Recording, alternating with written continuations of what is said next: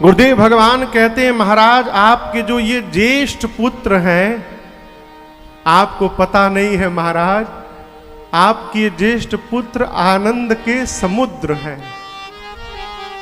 समुद्र देखे हैं आप लोग, हैं? बगल में नदी है, ये नदी जाकर गंगा सागर में मिलती है। समुद्र में जितना पानी भरा है मेरे रघुनाथ जी के पास उतना आनंद भरा है। अब आप कल्पना लगाते रहिए। कई लोग कहते हैं भगवान ने दुख दिया है, झूठ कह रहे हैं आप। जो सामग्री जिसके पास है ही नहीं वो देगा कहां से आपको। भगवान के पास तो केवल आनंद है। जीवन में यदि क्षण मात्र का भी सुख प्राप्त हो रहा है आनंद, तो भगवत कृपा है। और यदि कष्ट मिल रहा है तो वो हमारे अपने कर्म का परिणाम मिल रहा है, भगवान नहीं दे रहे। अच्छा आदमी कभी किसी का बुरा नहीं करता। भगवान आनंद के समुद्र हैं, सुख के धाम हैं। गुरुदेव भगवान कहते हैं सीकर तिनके से लेकर त्रैलोक्य तक की सुंदर व्यवस्था करते हैं। अब आप देखिए, हम और आप जी रहे हैं, पीछे जो 2 साल बीता है कोरोना में, हवा के मूल्य का पता चल गया है उसमें, है? पता चला है ना? सिलेंडर के लोग कैसे भागते थे, और वो सिलेंडर भगवान ने हमको आपको फ्री में दे दिया है, तो हमको उसके मोल का पता नहीं चलता। पूरे त्रैलोक्य की जो व्यवस्था है वो परमात्मा ने की है। सबके लिए सुबास बनाया, सबको सुपास बनाया है। महाराज जो सब में रमण करते हैं उनका नाम राम होगा। और आप दर्शन करिए, जो मनुष्य जीवन भर राम जी का नाम नहीं लेता है, भगवान बड़ा जानते हैं कौन है? जो समझ जाए। 2 लोग यदि अड़े हुए हैं कि हम समझदार, हम समझदार, हम समझदार, हम समझदार, जब दोनों अपने आप को समझदार करने में लग जाते हैं ना, तो वो संबंध समाप्त होने से कोई बचा नहीं सकता है। संबंध समाप्त ही तब होता है जब दोनों अपने को समझदार मानने लगते हैं। और वास्तव में समझदार समझिएगा कौन है? जो सामने वाले से ये स्वीकार करके कह लेता है चल तू समझदार है, मैं ना समझ हूं। जब कोई ये मान लेता है तो वो संबंध जीवन भर बना रहता है, वो समाप्त नहीं होता। समझदार कौन? जो समस्या दिखाई पड़े तो अपने को अनासमझ मान ले। समझदार वही है जो संबंध को लेकर चलने का प्रयास कर रहा है। भगवान सब में रमण करते हैं। जो जीव जीवन भर राम जी का नाम नहीं लेता, भगवान कहते हैं वो बच्चा है, भूल सकता है। मैं पिता होके भूल जाऊंगा तो लोग मुझे क्या कहेंगे? जो कभी राम नहीं कहता, वो भी जब अंतिम यात्रा में चलता है तो राम जी उसके साथ रहते हैं, और लोग कहते हैं राम नाम सत्य है। राम जी नहीं छोड़ते। अखिल लोकदायक विश्रामा। महाराज आपके ये ज्येष्ठ पुत्र वो हैं जो पूरे संसार को विश्राम दे दे। और विश्राम क्या है? हम आपको सुनाए थे पहले दिन की कथा में, इसी प्रसंग से कथा प्रारंभ हुई थी।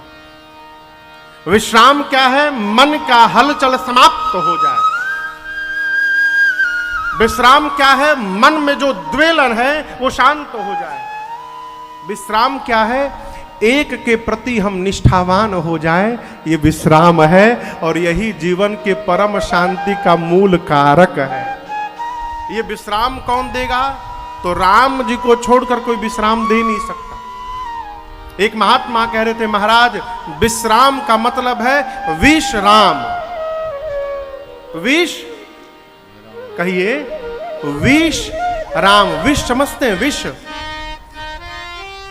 विष यानी, अब विश्राम का मतलब समझिएगा, घर में जिसके साथ जी रहे हैं, परिवार में जितने सदस्य हैं, सभी लोगों की अपने अपने सोचने की सीमा निश्चित है।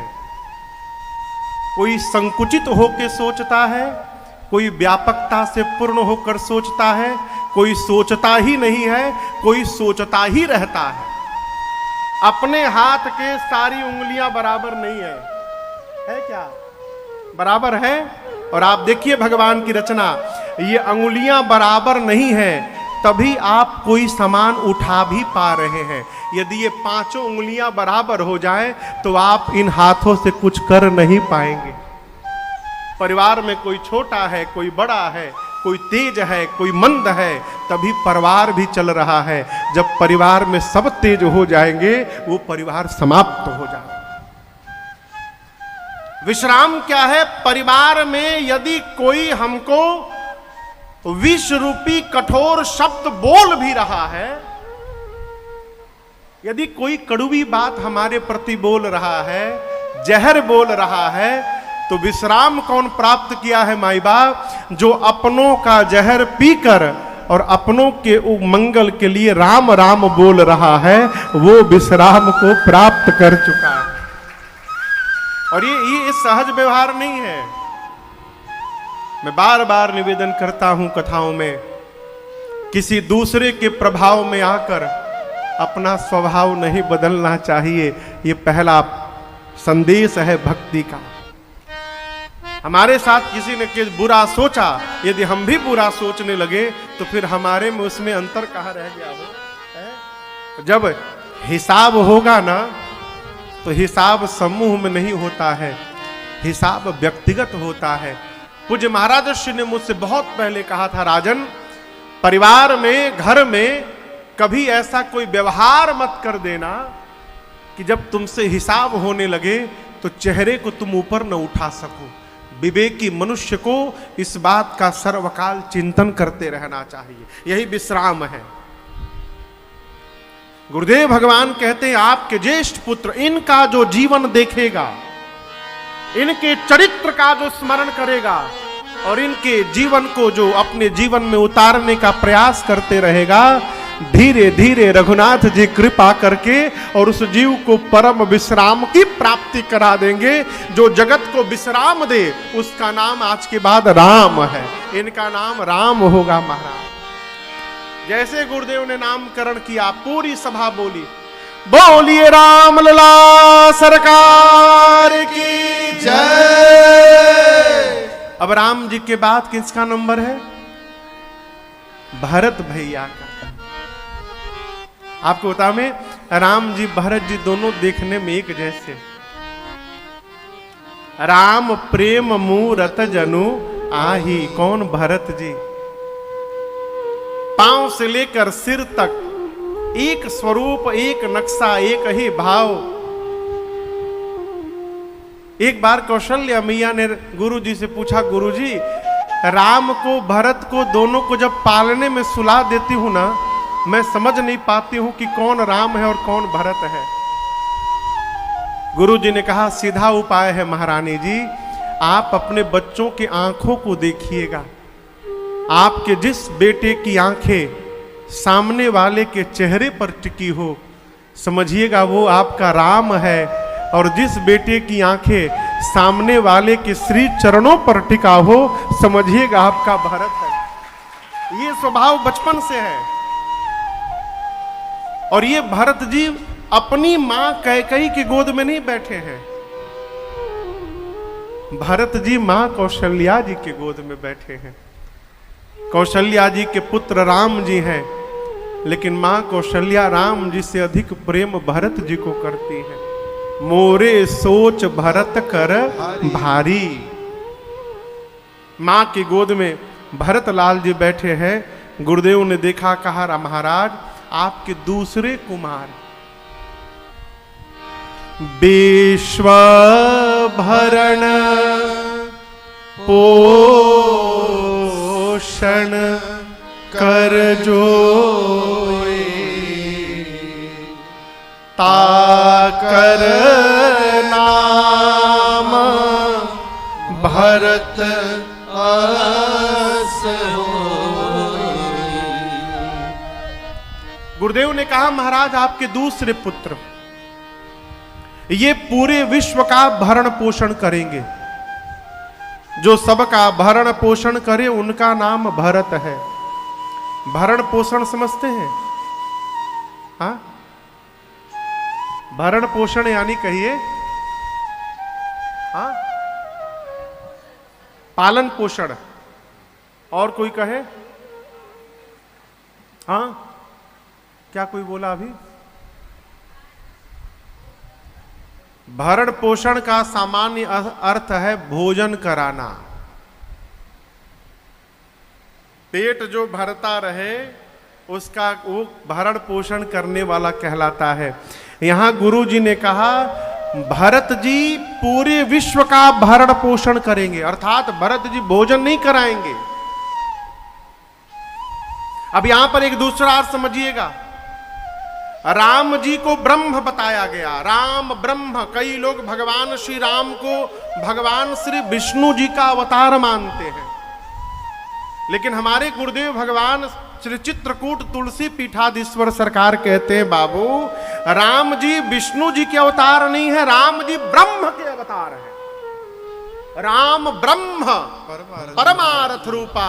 जिस ब्रह्म के इशारे को पाकर ब्रह्मा विष्णु महेश तीनों नाचते हैं, वो पर ब्रह्म है राम जी। राम जी ब्रह्म राम जी बने, शेष नारायण लक्ष्मण जी बने, भगवान श्री विष्णु भरत जी बने। विष्णु भगवान पूरे संसार का पोषण करते हैं। एक दूसरा अर्थ सुना रहा हूं। ब्रह्मा जी जन्म देते हैं, विष्णु जी पालन पोषण करते हैं, शंकर जी संहार करते हैं। विष्णु जी भरत जी के रूप में आए और भगवान का चक्र शत्रुघ्न भैया के रूप में अवतार लिए हैं। ये भगवान के पार्षद बन के आए। तो एक सामान्य अर्थ है, विष्णु जी संसार का भरण पोषण करते हैं, भरत जी के रूप में आए, इसलिए कहा विश्व का भरण पोषण करते हैं। एक सामान्य अर्थ है, इसका विशेष अर्थ समझिए। भरत जी एक बर्तन है, पात्र।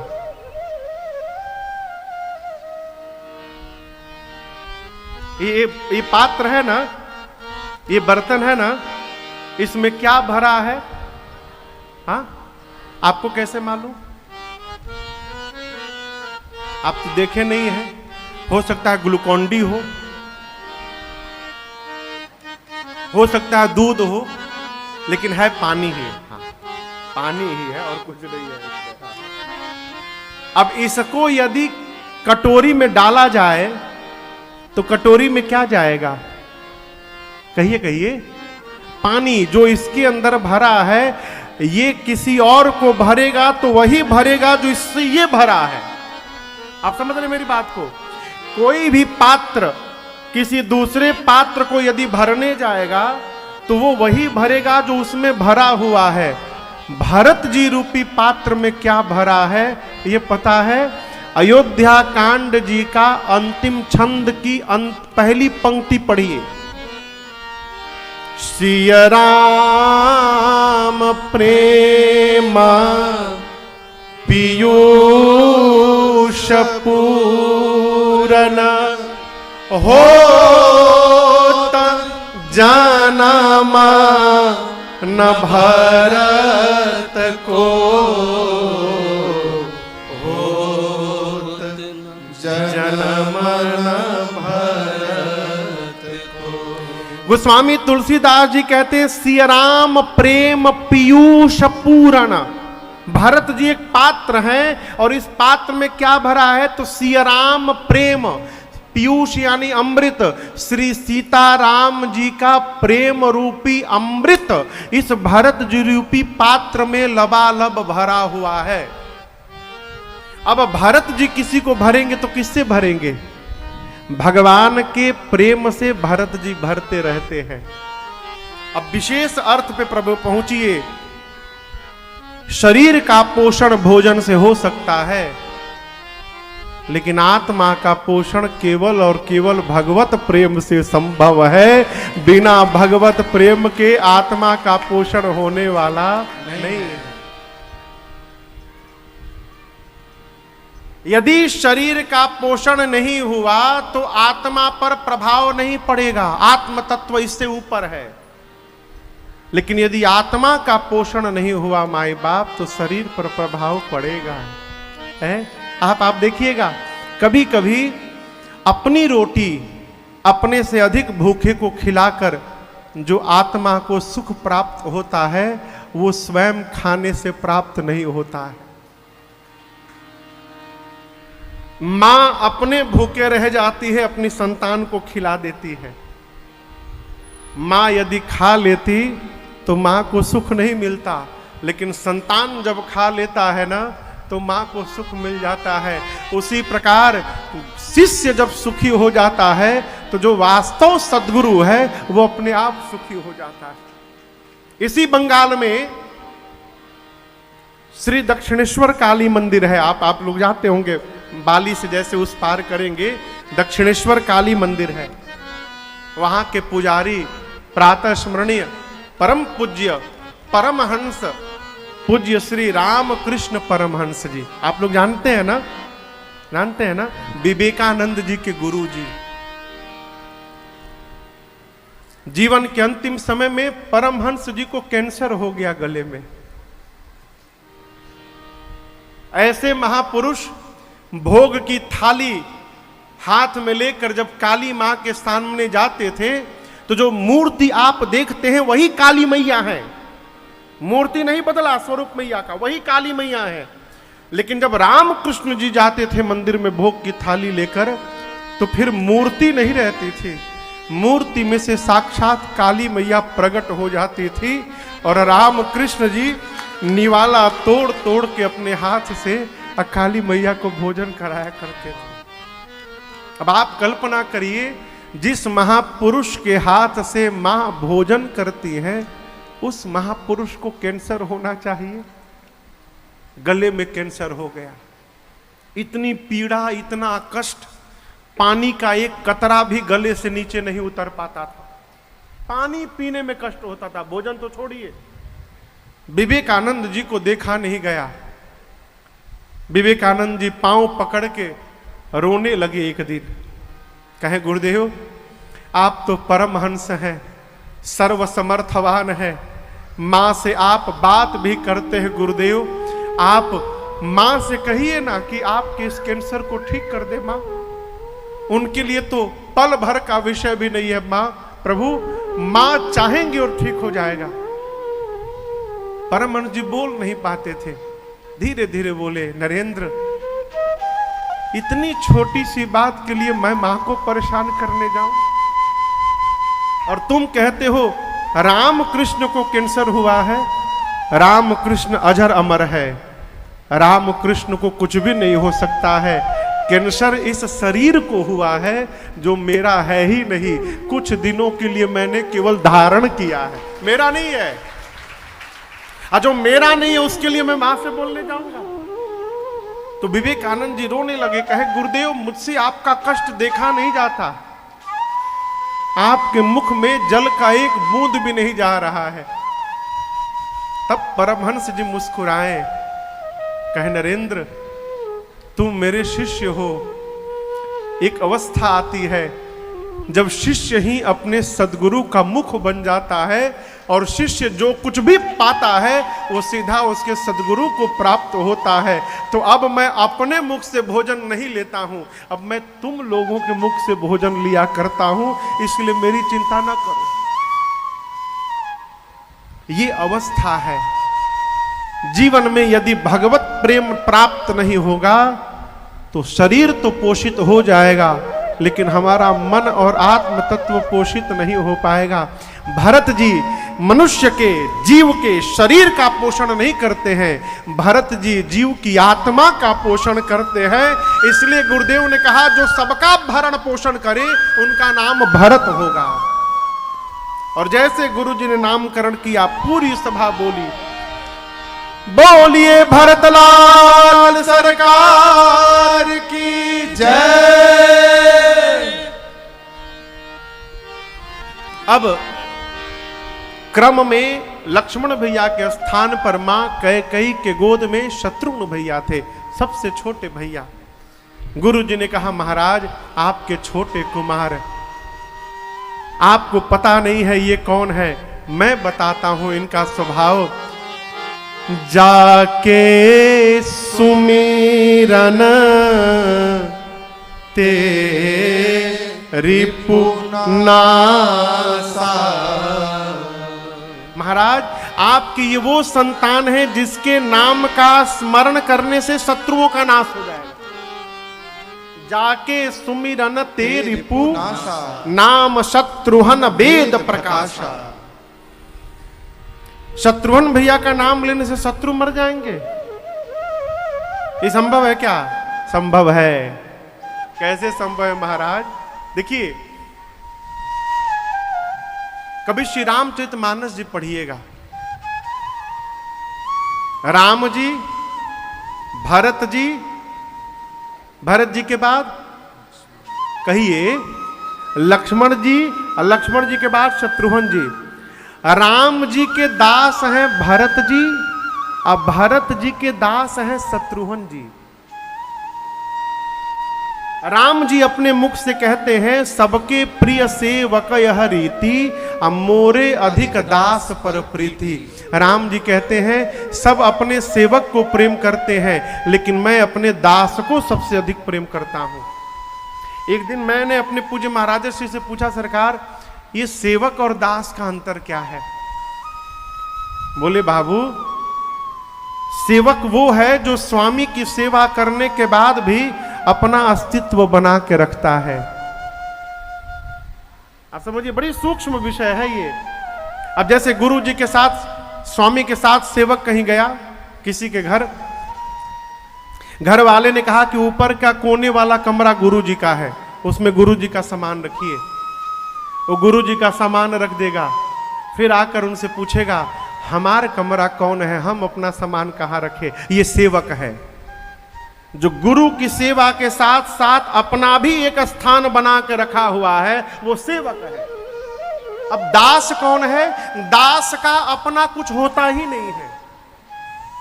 दास पूर्ण भावेन सद्गुरु में ही विलीन रहता है।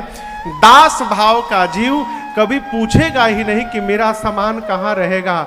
अरे दास को तो अपने सामान की भी चिंता नहीं रहती है, वो अपने स्वामी की ही चिंता में लगा रहता है। जो अपने बारे में ना सोचकर अपने स्वामी के बारे में निरंतर सोचता रहता है, वो दास कहलाता है। राम जी के दास है भरत जी, और शत्रुघ्न जी राम जी के दास नहीं है, राम जी के दास हैं, दासानुदास हैं। और याद रखिएगा, जो अपने बारे में नहीं सोचता है उसको कामनाएं नहीं होती, इसकी इच्छा नहीं होती।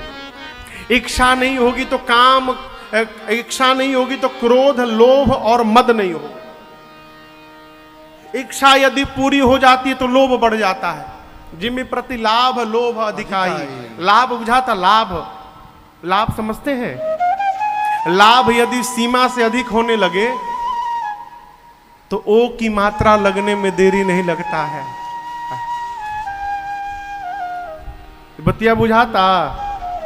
लाभ यदि सीमा से अधिक हो जाए तो लाभ में ओ की मात्रा लगने में देरी नहीं लगता। वो लाभ कब लोभ में बदल जाए आप सोच नहीं सकते।